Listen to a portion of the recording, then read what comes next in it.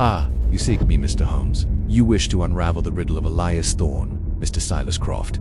You truly believe you can. The answer lies within you, my dear Watson. What was this cryptic message?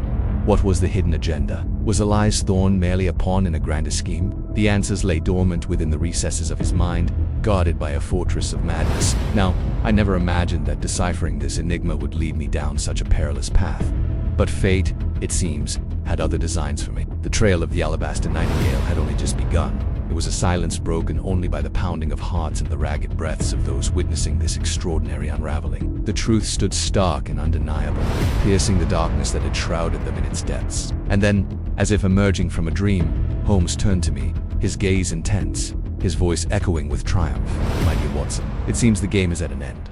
The curtain falls upon the charade of Elias Thorne. But as the first rays of dawn began to filter through the grimy windows of 221B Baker Street, I knew that this was only the beginning. For as we peeled back the layers of this intricate deception, we uncovered a truth so profound, so unsettling that it threatened to shake the very foundations of our reality. We had unwittingly stumbled upon a realm where the boundaries between sanity and madness blurred, where the echoes of human ambition resonated with the whispers of forbidden knowledge. And in the heart of this maelstrom sat Elias Thorne, his eyes gleaming with a chilling intensity that hinted at depths of darkness we had never before imagined. You heard the man himself. He claims to be Elias Thorne. He claims to have transferred his consciousness into the body of Silas Croft, who is now his cadaver. The air within its hallowed halls crackled with tension as Holmes, the epitome of deductive brilliance, found himself ensnared in a web of intrigue spun by the enigmatic Elias Thorne. A small oversight on Mr. Thorne's part that may hold the key to solving this entire enigma. What is it, Holmes? What have you found? Was it a misplaced word,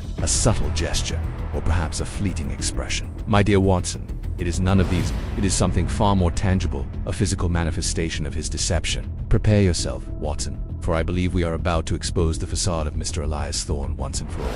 The room was dimly lit, the shadows dancing ominously on the walls as Holmes grappled with the riddle of the century, his every sentence a nail driven firmly into the coffin of deceit. Each word resonated with the force of a revelation, shattering the illusion that had held them captive. Thorne's composure faltered, his eyes betraying a flicker of panic as the walls of his carefully constructed world crumbled before him. But Holmes was relentless. He pressed forward, weaving a tapestry of logic and deduction that left no room for doubt. He exposed the inconsistencies, the subtle clues, the overlooked details that had been instrumental in leading them astray. With each passing moment, the jig was up. There could be no more pretense, no more hiding behind the mask. Suddenly his eyes widened, focusing on a seemingly insignificant detail. Could this be the thread that unravels the entire tapestry of lies? With bated breath, he rose from his seat, his mind racing, and made a startling declaration. His voice echoed with newfound determination, cutting through the heavy silence. But there's a faint discordance here, a dissonance that strikes upon the very threshold of credibility.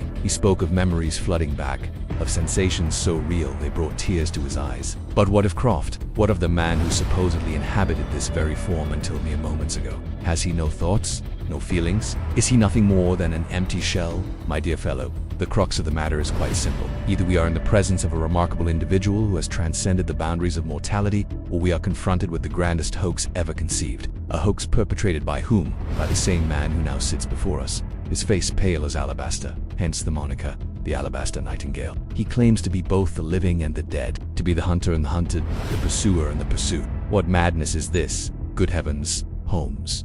What do you propose we do with him? Return him to the yard. They'll have him committed to an institution for the insane. But Holmes, if he is telling the truth, if he truly is Elias Thorne, who has managed to transfer his consciousness into another body, then he may very well be sane. In fact, he might be the most sane among us all, sane enough to have planned this entire charade. But why, Watson?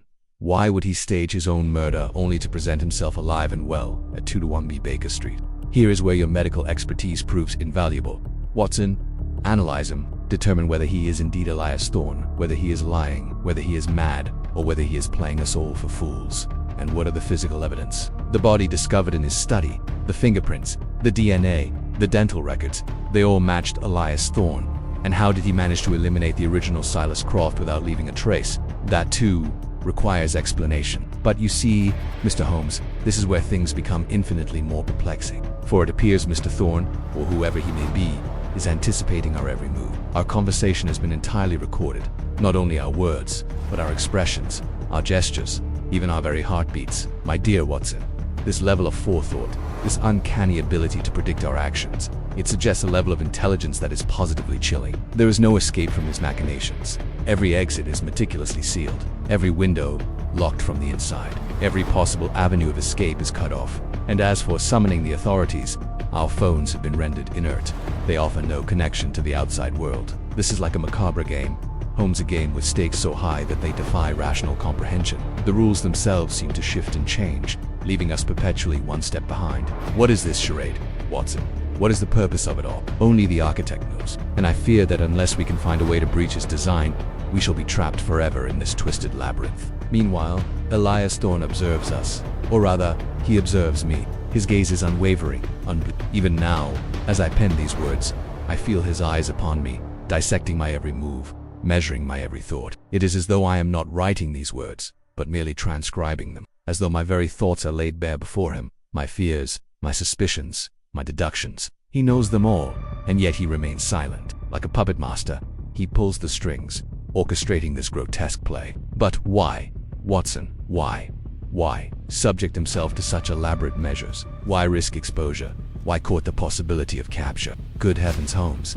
It appears we've walked right into his trap, did you see? Right under our very noses, he managed to set his own demise, presenting himself as the victim, ensuring his escape under the guise of mourning. And now he has lured us into his lair, leaving us at his mercy. We are his pawns in a game he has already won. But why, Watson? Why go through all this trouble? Why not simply vanish without a trace, leaving no questions asked? Alas, you are forgetting the fundamental aspect of Mr. Thorne's design, Watson. He craves recognition, not oblivion. He desires an audience, not anonymity. Hence the meticulous planning, the theatrical flair, all designed to draw our attention, to captivate our minds and ensnare our curiosity. It is a trap, my dear Watson, and we have stepped right into it. With each passing moment, we delve deeper into his labyrinth, becoming entangled in his web of intrigue. I can feel it, Watson, a growing sense of disorientation, a feeling that our reality is slipping through our fingers. This is his true objective, to shatter our perceptions, to bend our understanding until we are as pliable as clay in his hands. And with those final words, the tape came to a sudden halt, leaving me suspended in a maelstrom of confusion. In the heart of London, where fog and mystery intertwined, stood 221B Baker Street, the abode of the legendary Sherlock Holmes. But Holmes, my dear Watson, I believe I've just uncovered a crucial clue. With a dramatic flourish, Holmes turned towards the enigmatic figure of Elias Thorne, his words precise and cutting. As the final threads of deception were pulled away, a profound silence descended upon the room.